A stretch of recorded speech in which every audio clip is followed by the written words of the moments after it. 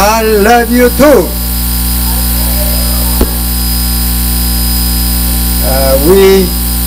I want to recognize newcomers this morning. Nais ko pong kilalanin yung ating pong mga bagong dalo lamang po dito sa ating sambahayan. The family of Renato Haso Jr. Pamilya po ni Brother Renato Haso. Let's give them the big welcome applause. Thank you for coming. Salamat po sa inyong pagpunta. Today, we will talk about very, very basic. Ngayon po ating pong pag-uusapan ay napaka-basic lamang po or parang pangunahin. Look at me please. Look at me everyone. Okay. Dito po kayo tumingin sa harapan. May pastor po kayo lahat. Okay. Usually, I told you, knowing what you are is your future. Madalas ko pong sinasabi sa inyo na kapag kilala mo kung ang iyong sarili, malalaman mo rin kung ano yung iyong magiging kinabukasan. Also, knowing yourself is your life. At ang pagkaalam kung sino ka ay ang iyong magiging buhay. Okay. Title is ang ating pong title ngayong umaga ay Bakit ang Tao? Subtitle is Did not. Why God did not. At ang ating pong subtitle ay Bakit Hindi Ginawa ng Diyos? We are in a journey of prayer. Nandun pa rin po tayo sa journey ng pananalangin. We studied Lord's Prayer. At pinag-aralan nga po natin yung Lord's Prayer. Now we are in the kingdom. At ngayon nga po, nandun na po tayo sa tinawag na kaharian. Last week we studied God's first statement. At nakaraang linggo po, pinag-aralan po natin yung unang kapahayagan ng Diyos. We studied why God created His creation. At pinag-aralan po natin bakit nga po ba nilikha ng Diyos ang kanyang mga nilikha. Yes, we studied why God created even human. At pinag-aralan nga po natin na lahat at tayo po maging nilikha ng Diyos. If you understood well, then you must answer it. Kung naunawaan po natin ng mabuti, dapat po alam po natin kung ano ang sagot. What is the subtitle for today? Ano nga po ba yung ating pong subtitle ngayong araw? Bakit po hindi ginawa ng Diyos? First question is, why God could not stop Satan was tempting even Adam? Unang tanong po, bakit nga po ba hindi napigilan o pinigilan ng Diyos yung pagtukso ni Satanas kay Eva at kay Adan? We usually have a big question about it. Meron po tayong katanungan tungkol po dito. When Satan attempting the Eve and Adam, if God killed the Satan, nothing happened to the human. Kung ginawa lamang po ng Diyos na patayin si Satanas nung tinutukso po niya si Eva at si Adan, wala na po sigurong mangyayari kasunod pa na masama. Human will not commit it. At kung hindi po nagkasala ang tao, we could live with God in heaven forever.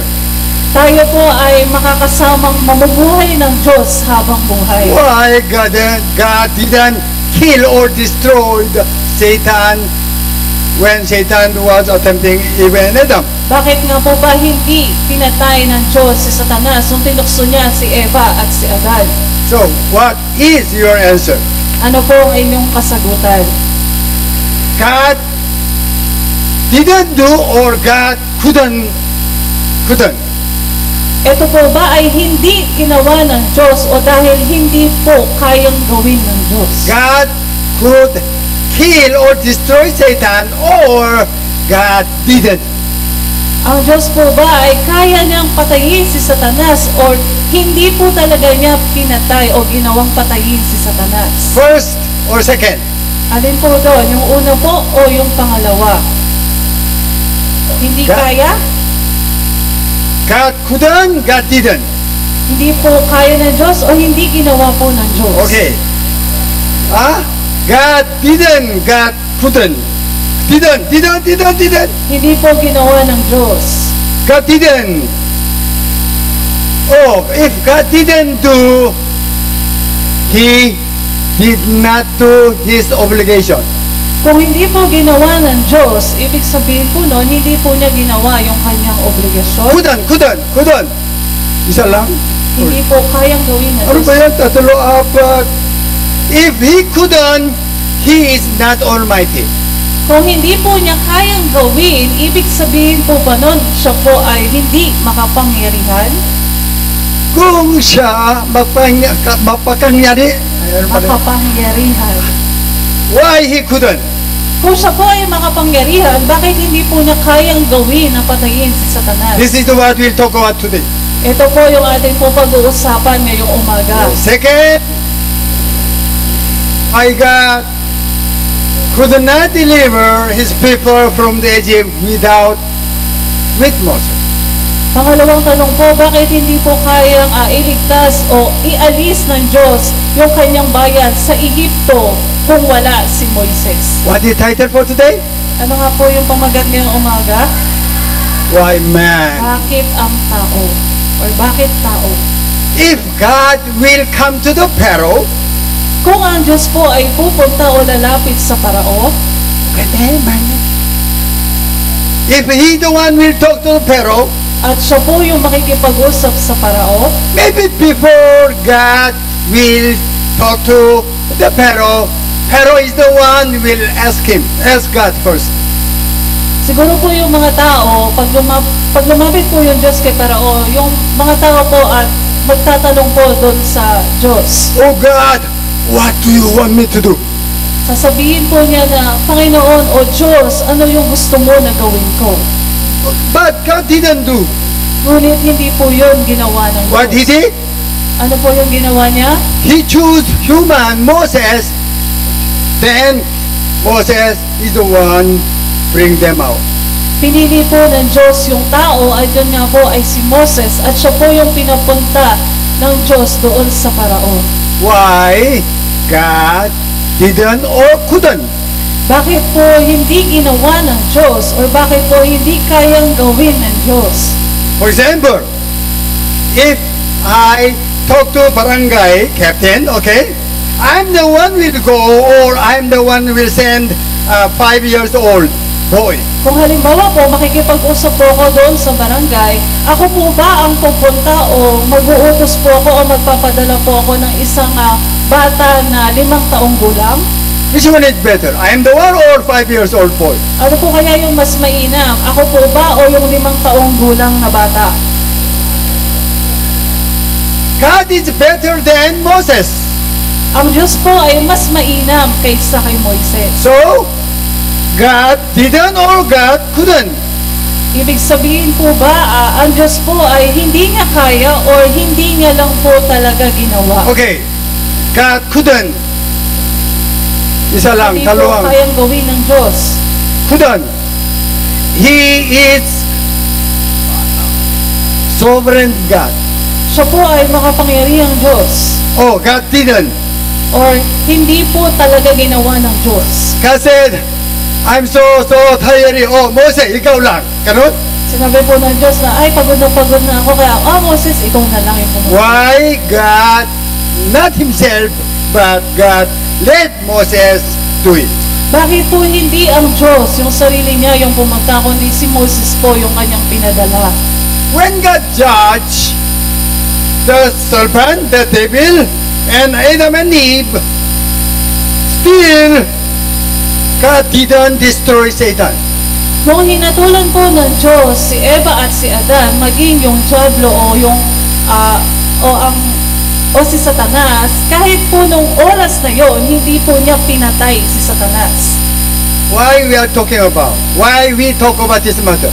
Bakit po ba natin ito pinag-uusapan ngayong umaga? Because we studied last week how human, you and I, was made. Sapagkat nung nakaraang linggo, pinag-usapan po natin kung bakit at paano po tayo nilikha ng Diyos. Then you must answer correctly. At kailangan nga po nating sagutin ng mainam itong mga tanong po na ito. Okay? You read third question. Kasi ko. Why God must destroy the head of Satan by the offspring of woman? Why didn't destroy Satan immediately? Bakit hindi po kaya pinatay agad-agad ng Diyos noong oras na yon si Satanas?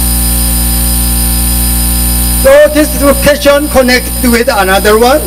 Ito po ay konektado sa susunod po na tanong. Why Jesus must be born?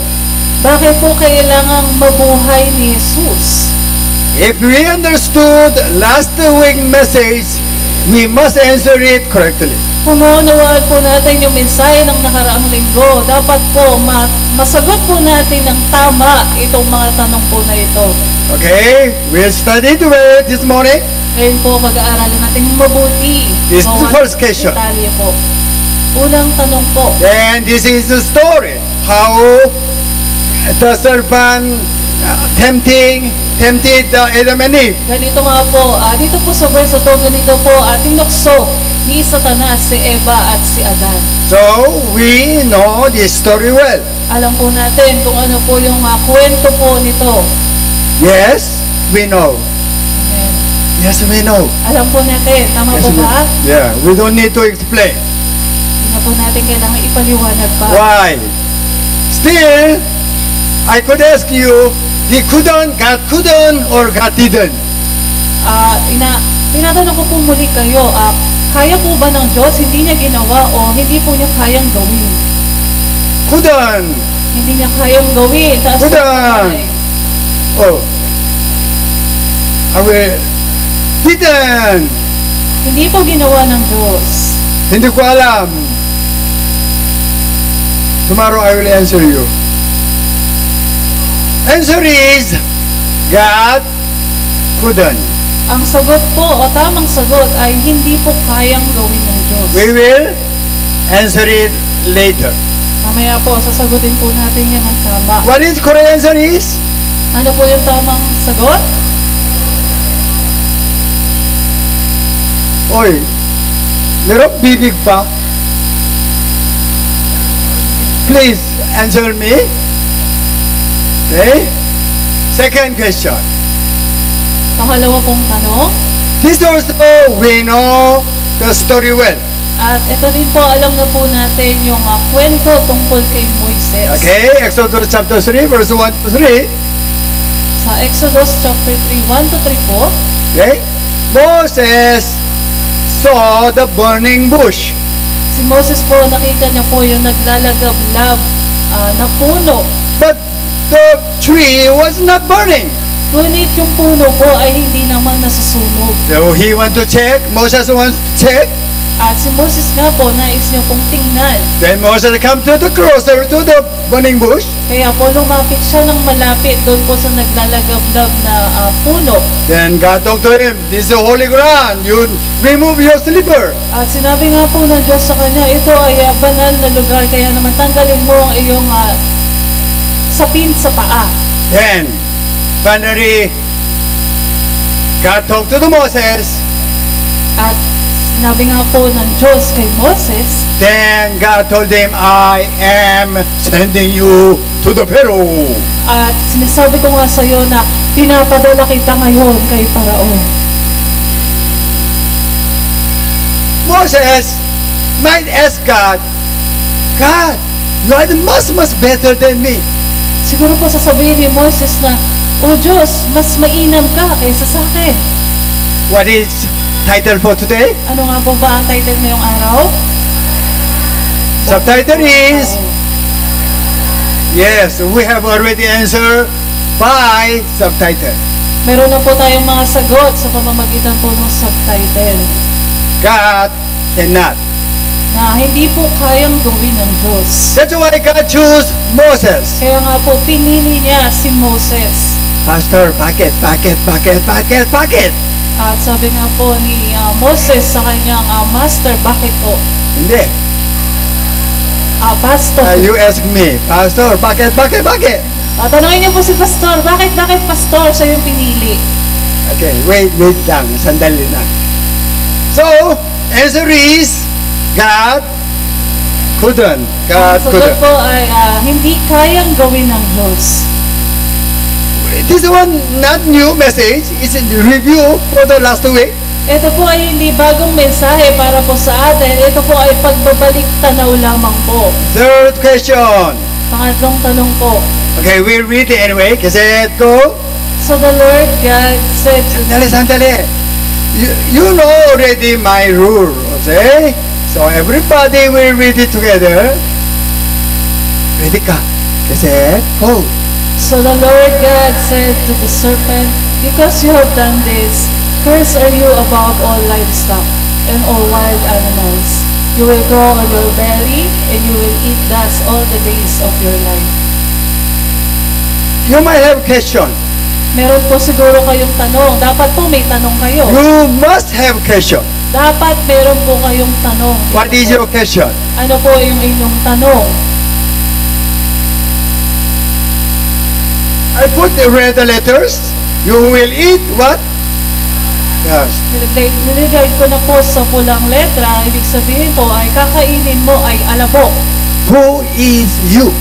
Sino po yung ikaw? Who is you? Sino po yung ikaw na tinutukoy dito po? Who is you? Ako. Who is you? Ako. Ganon? Who is you? Sino po yung you na tinutukoy na kakain ng alabok? Come on. Maybe you are so hungry now. Stretch mo na. Sige. Stretch mo na. Okay, stretch mo na. Oh.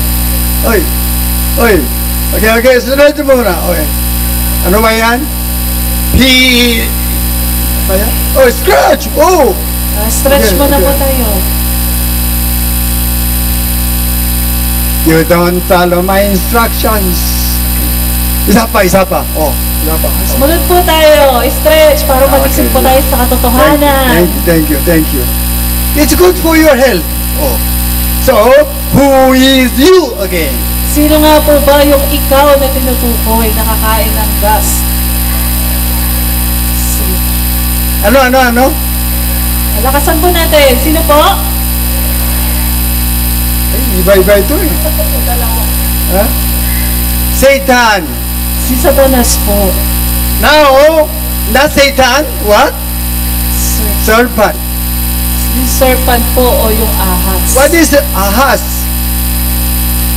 Who saw ahas eating the Alabok. alabok dust? Sino na po ba nakakita ng ahas na kumakain ng alabok? What they used to eat? Ano po yung kadalasang kinakain ng mga ahas? Yeah. Small animals. Yung maliliit po ng mga They hayop. never eat the dust, soil. Hindi po sila kumakain ng dust o ng lupa o Only alabok. earthworm. What do you call it? Earthworm? Uod. Huh? Uod. Uod. It one eat the soil. Tanging yung uod lamang po yung kumakain ng dust. So what does it mean? Your serpent will eat dust. Ano po ibig sabihin na yung si Satanas ay kakain ng alabok o ng lupa? What does it mean? Ano po ibig sabihin? God didn't know. That's why He said, "Oh, you ahas will eat the soil." Hindi po ba alam ng Diyos? Kaya po sinabi niya na, ikaw ahas, kakain ka ng lupa. What is meaning? Ano po ibig sabihin nito? What is dust? Ano po yung dust o yung alabok? We dust. Tayo po yan, yung alabok. That's why Satan will eat dust. Kaya po sinasabi ng Biblia na si Satanas ay kakain ng alabok. Okay. Then God said, "I will put enemy between you and the woman." Maglalagay ako ng paglalaban sa pagitan mo at ng babae. God postponed the punishment of Ahaz for more than 2,000 years. Hindi na po binigyan ng Diyos. Kumbaga, tinigil niya niya muna po pinagpaliban niya muna po yung pagpaparusa doon sa ahas ng 2,000 taon. That's why all humans suffered so much. Kaya naman po lahat ng tao ay naghihirap po. That's why third question answer is also God couldn't destroy the Satan. Kaya naman po itong pangatlong tanong, ang sagot pa rin po ay hindi po kayang patayin ng Diyos si Satanas. Okay? As I told you, this is not new message. Sabi ko nga po sa inyo, hindi po ito bagong mensahe. Last week we studied.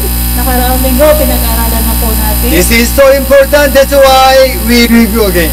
Ito po ay napakahalaga, kaya naman po atin pong binabalikan. After this, I will ask you one by one. Oh, 4 questions. Okay. Matapos po nito, isa-isa po kayong tatanungin itong mga 4 na tanong po na ito. Young ones will go home, but youth and YA will remain. Then I will visit you individually. Yung mga kabataan po natin, uuwi na, pero yung mga youth and YN po natin, tatanungin din kayo isa-isa. If you will go home, I will visit your house.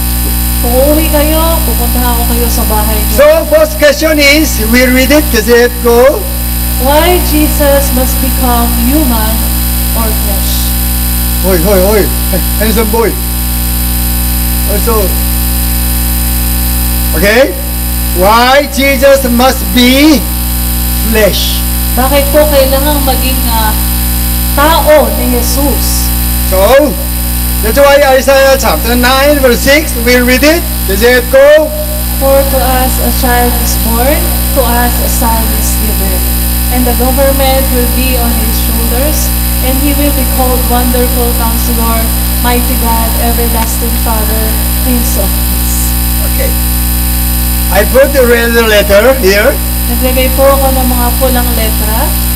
It's born when you deliver, or your mother delivered to you, one mother or others will say. Yung born po, o yung born po, ibig sabihin po na yung pagkapanganak po natin. Also, when we say, your son was born. At sinasabi nga po natin, ang iyong anak ay pinanganak na. Nobody say, your son was given. Wala pong nagsabi na ipinagkaloob yung anak. Why? Who is born and is given was written. Bakit po itong born at yung given, yung pagkapanganak at yung pagbibigay doon sa anak ay isinulat? Why? Bakit po? Bakit po? Bakit po? So answer is born is physical. Ang sagot po, ito pong born o pagkapanganak ay physical. Son is given is spiritual. At yung son is given o ipinagkaloob po yung anak, ito po ay spiritual. So that Jesus will be perfect human. Nang sa gayon po, si Jesus po ay maging isang perpektong tao. Why God must be human? Bakit po kailangang maging tao ng Diyos? Of course, there are so many answers. Tunay nga po, marami pong sagot dyan. So, we already review again and again 4 questions. I-reviewin po natin, babalikan po natin ulit yung 4 na tanong. Remember, 4 Kaya questions. alalahanin po natin yung 4 na tanong So, na yan.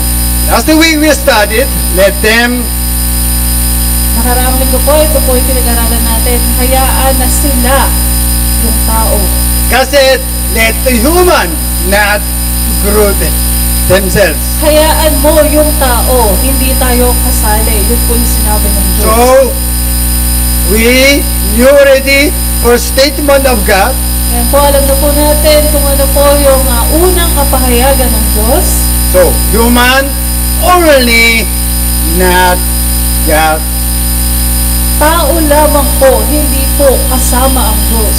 So, how human was made? Paano nga po ba nilikha ng Diyos ang tao? Also, we know this story. At alam na po natin ang kwento tungkol po sa pagkalikha. We are finding correct answer of 4 question now. Ngayon po ay nahanap na po natin yung tamang sagot para po dun sa apat na So, katanungan. Genesis chapter 2:7, we'll read it. Is it cool? Then the Lord God formed a man from the dust of the ground and breathed into his nostrils the breath of life. And the man became a living being. Okay. God made the form of human with dust. At nilikha nga po o pinorma ng Diyos yung tao mula po sa alabok. Okay, then He breathed His what? Life, breath of life. At hiningahan po niya at binigyan ng buhay. Then combined together, man.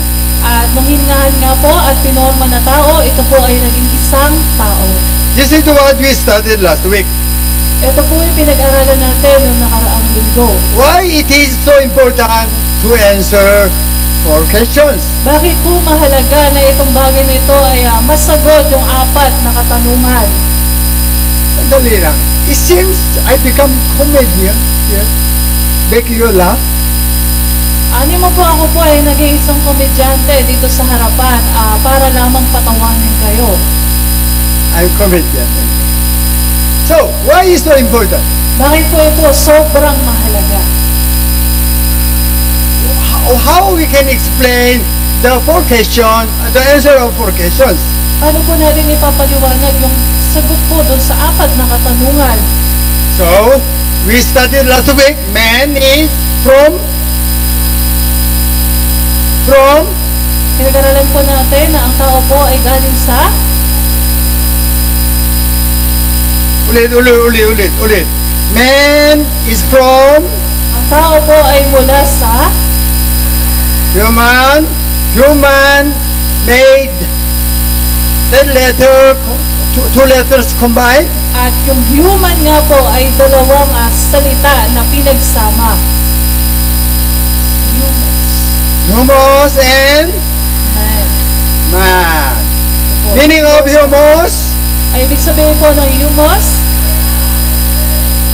okay, last dirt earth. okay, then man is At yung tao po ay spiritual spiritual. being. Okay. So, what is spiritual being? Ano nga po ba yung tinatawag na spiritual being o spiritual God na pagkatao? Breathed His life.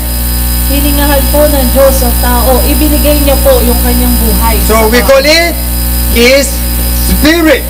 At ang tawag po doon ay ang kanyang spirito. Then human become living being. At nabuhay nga po yung tao. It's okay. There are 3 spiritual being. Meron pong tatlong spiritual being o pagkatao. On the earth, first, God is spirit. Una po ay ang Diyos, siya po ay spirito. Meaning, no body. Ibig sabihin po, wala po siyang katawan. Nobody But but spirit. Sino sabi you? Oy! Nobody but opo, wala pong iba kundi spirito lamang po. Meron ang Diyos. I told you I become comedian now. So, there are 3 spiritual beings. First is God. Pero po tatlong spiritual na pagkatao. Una po ay ang Diyos. Second is second angel. Satan Ano also po ay included. mga anghel. At kasama po doon si Satanas. Isa po siya sa mga anghel. Okay? Then, third one is man. Pangatlo po ay tinatawag natin human. Yeah. Man. Opo. 3 spiritual being has spirit.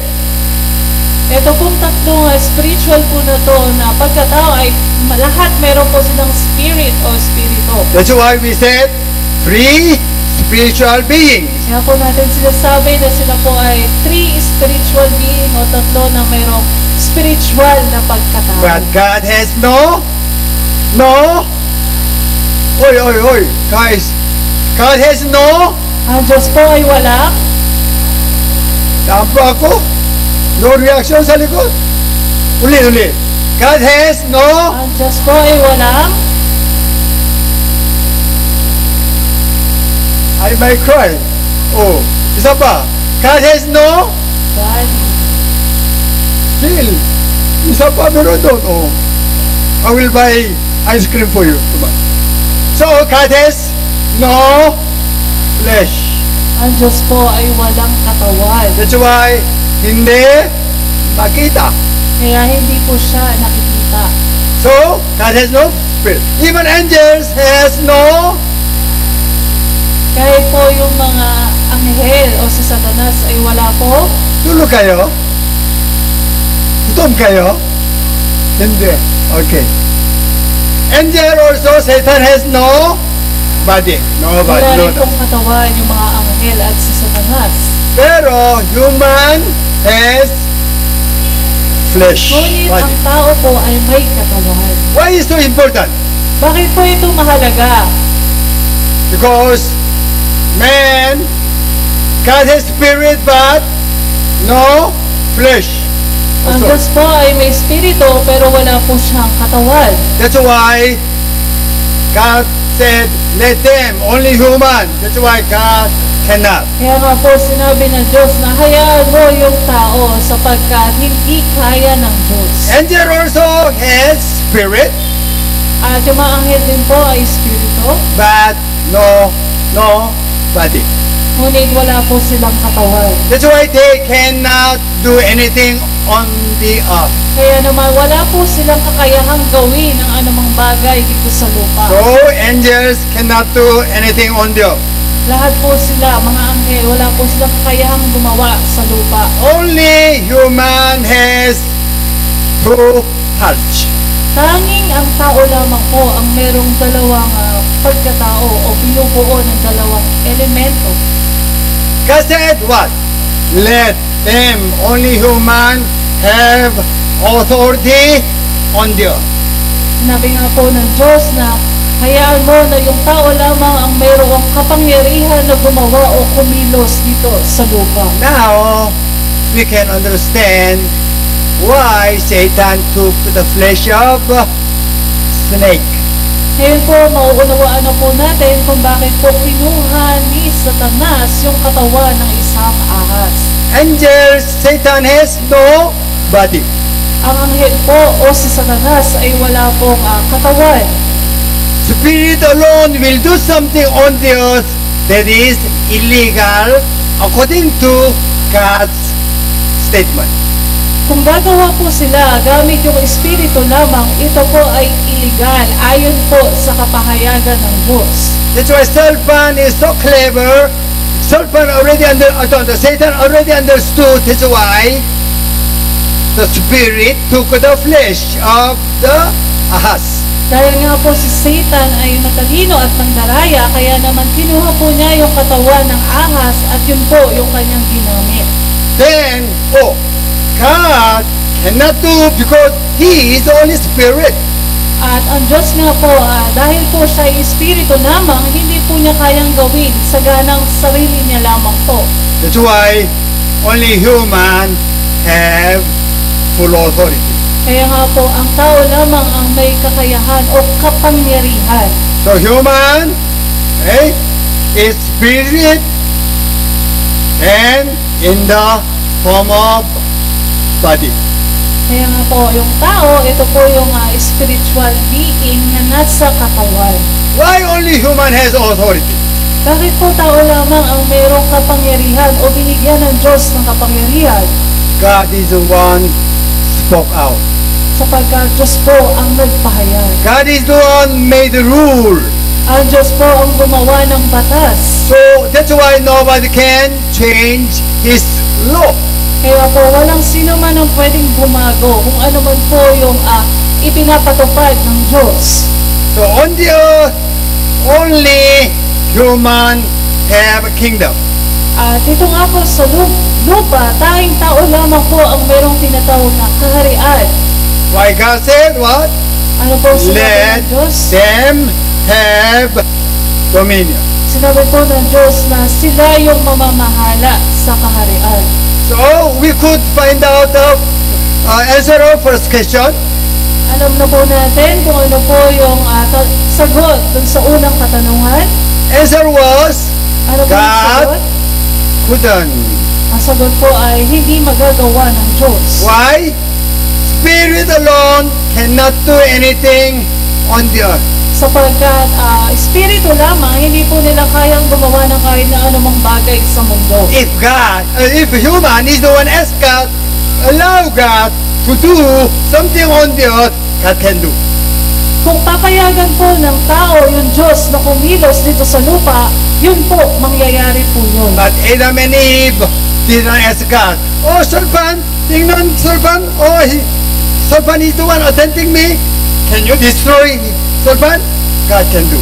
Ngunit si Adam po at si Eva, hindi po nila binigyan ng permiso yung Diyos na kumilos na patayin si Satanas. Kaya naman po, hindi po nagawa ng Diyos. That's what God made His law. Ganun po ginawa ng Diyos yung kanyang batas. So second, okay, what was second question? Ano nga po yung pangalawang tanong? Why God used Moses? Bakit po ginamit ng Diyos si Moses? How God can come down on the earth? Even. Paano nga po ba makakababa ang Diyos dito sa lupa? So, Israelites was a slave of Egypt for what? 400. Nakita po ng Diyos yung kanyang bayan ng mga Israelita ay naging alipin po sa Ehipto ng 400 taon. So, His people was suffering. At nakita po niya kung gaano po pinapahirapan ng mga tao yung kanyang bayan. For example, your brothers or your sisters or your family is suffering, then you will only watching. Halimbawa po, nakita mo yung mga pamilya mo na naghihirap, titingnan mo lamang po ba sila? Yes or no? Yes or no? No. Why God didn't do anything? He saw 400 years His people was suffering. Bakit po hindi ginawa ng Diyos na iligtas yung kanyang mga bayan na naghihirap po sa loob ng 400 taon? Bible gave us answer even. Binigyan po tayo ng Biblia ng kasagutan. He said, I heard your crying. Sinabi po ng Diyos na narinig ko ang inyong iyak. Meaning, Israelites didn't ask God to rescue them. Ibig sabihin po noon, hindi po sinabi ng mga Israelita sa Diyos na tulungan mo kami o iligtas mo kami. Then they were suffered. That's why they finally called, oh God, save us. Nung sila po ay naghihirap na ng sobra, noon pa lamang po nila tinawag ang Diyos na, Diyos, tulungan mo That's kami. why He said, I heard your cry. Kaya po sinabi ng Diyos na narinig ko yung iyong pagtawag, yung iyong pagtangis. Because you asked me to do. Sapagkat sinabi mo sa akin na gawin ko. Even you call me, I cannot do anything. Kahit tawagin mo pa ako ng tawagin, hindi ko naman yan kayang gawin. If I do something by myself, it's already illegal. Kung gagawin ko yan sa ganang sarili ko lamang, ito ay illegal. That's why God chose Moses. Kaya po, pinili niya si Moses. You go and deliver my people. Pumunta ka, Moses, at iligtas mo yung aking bayan. If we didn't understand Genesis chapter 1:26, then we cannot interpret it. Kung hindi po natin naunawaan yung unang kapahayagan ng Diyos sa Genesis 1:26, hindi po natin ito lubos na mauunawaan. This is God's first statement. Ito po yung unang pahayag ng Diyos. Also, I urge you to memorize it. At nais ko po na inyo po itong kabisaduhin din po. Not small letters after the dominion. Hindi lamang po yung, hindi na po yung nasa dulo, yung maliliit na letters. It's not so long. Hindi naman po ito masyadong mahaba. Okay, we read up to dominion. Kasi, go. Basahin po natin hanggang dominion. Kasi, go.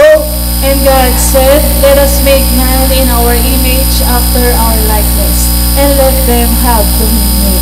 That's what we started, let them. Yun po yung ating pinag-aralan na hayaan mo yung tao. So, what was the question now? Ano nga po ba yung apat na tanong? First, Una po, Are you with me? Are you with me? What is the first question? Why God cannot, Why have you have now? Go again. First question. why God cannot do Bakit iba-iba? Ulit? Oh, go. Okay, go. Matakara. Okay. Anyway, you could see. Okay, first question. Come on. Okay, what is first question? Why God could not stop Satan was tempting Eve and Eva? Answer was God couldn't. Ang sagot po ay hindi po o walang kakayahan ng Diyos. Spirit alone cannot do anything. Kung siya lamang po mag-isa, yung espiritu niya, hindi po niya kayang gawin. Okay, second question. Pangalawang tanong po, why God could not deliver His people from Egypt without Moses? Yes, God is the one give instruction. Even God cannot. Ang Diyos po nagbigay ng instruction kung paano po gagawin sapagkat hindi po kaya ng Diyos po. First question, third question, sorry. Pangatlong tanong po, why God must destroy the head of Satan by the offspring of women? God cannot do anything on the earth. Sapagkat wala pong kayang gawin ng Diyos dito sa lupa na anumang God have to send perfect His representative. Kailangan po magpadala ng Diyos ng isang perfect na representative o magre-represent po bilang Diyos. Human sa cannot do katawan ng anything. tao. Ang tao po, wala rin po tayong kayang gawin. They cannot save themselves. Hindi po natin kayang iligtas yung ating mga sarili. That's why God have to send perfect human. Kaya po nagpadala yung Diyos ng isang ganap na tao. So God Himself cannot. Ang Diyos po sa kanyang espiritu, hindi po niya kayang That's gawin. why God had to take flesh. Kaya nga po ang Diyos, kailangan niya po ng isang katawan. So the spirit and body will join. We call it human. Yun nga po, ang espiritu at yung pong katawan o yung lupa ay pinagsama at ito po ay naging isang buhay na tao. That's why the Son take the body. Kaya nga po yung anak, kinuha po niya yung katawan. That's what we studied Isaiah chapter 9:6. Baby is born and son is given. Thank Kaya you. nga po sa Isaiah 9 verse 6 po, sinabi po doon na ipinanganak That's why at ipinagkaloob po sa atin yung anak. God can do everything legally on the earth. Kaya po ngayon, kaya na pong gawin ng Diyos ang lahat ng bagay legally dito po sa lupa. Amen. That's why Jesus was born. Kaya nga po si Jesus ay nabuhay o ipinanganak. Now we know what we are. Ngayon po alam na po natin kung sino po tayo. We are the one have authority on the earth. Tayo po yung may kapangyarihan o binigyan ng Diyos ng kapangyarihan dito sa lupa. That's why you are awesome ones. Kaya po tayo po lahat ay mga awesome. Amen. As I told you, knowing what you are is your life.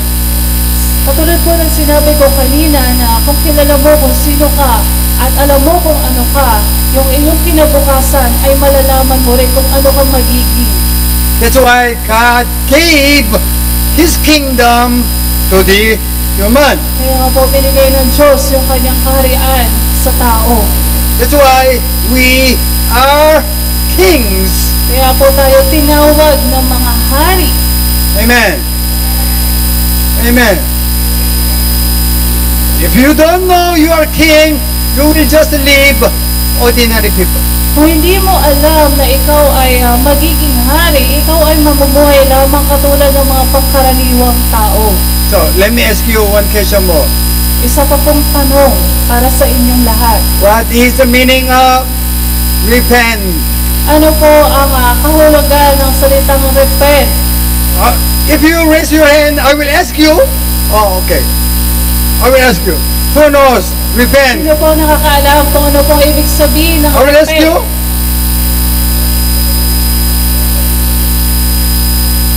What is the meaning? To change one's mind or purpose.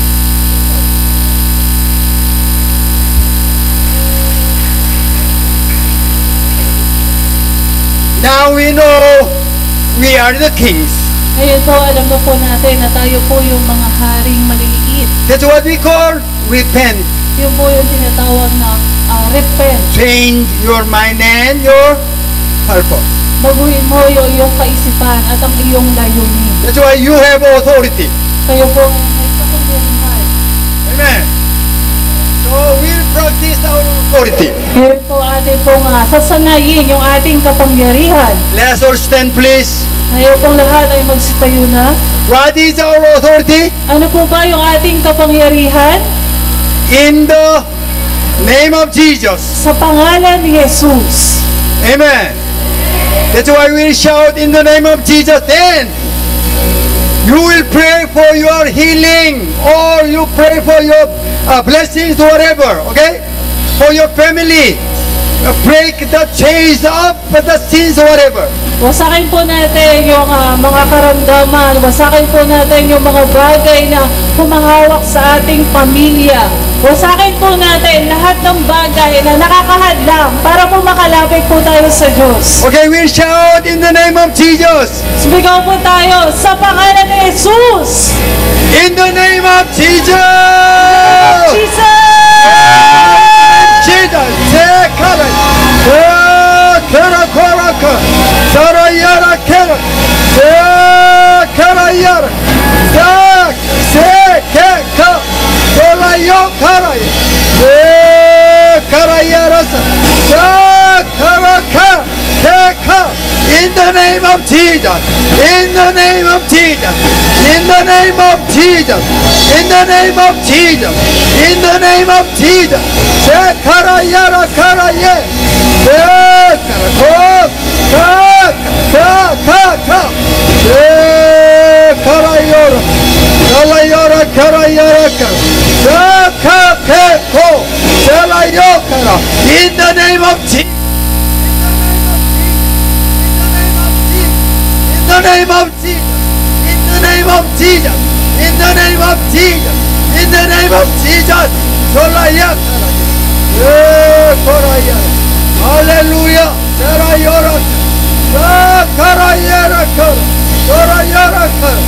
Oh Karaya. Hallelujah. Hallelujah. Hallelujah. Hallelujah. Oh Father, we praise you. You made us so awesome. We are not ordinary people anymore. We are your children. We are awesome ones. We are kings. Jesus, you are king. We are kings. Hallelujah. Hallelujah. Father, you gave us full authority. Thank you, Father. You gave us your full authority, which is absolute authority. Father, even you gave us our own kingdom. Hallelujah. Hallelujah. Hallelujah. May the grace of Jesus Christ, our Lord and Savior, the one who showed us perfect example. You live the perfect human, also you live the perfect king on the earth. Love of Father, still your love is so great. Nobody can separate us from your love. Even the fellowship of Holy Spirit, the one who will teach us how deep is your word, how wide is your love. Even you will keep us with full authority of heaven. Be with you from now on ever to ever. That's why all children of God will agree and say Amen and Amen and Amen. Hallelujah. Hallelujah. Hallelujah. Oh Father, we praise you. Father, we praise you. We love you so much. Hallelujah. You might be seated for the announcement.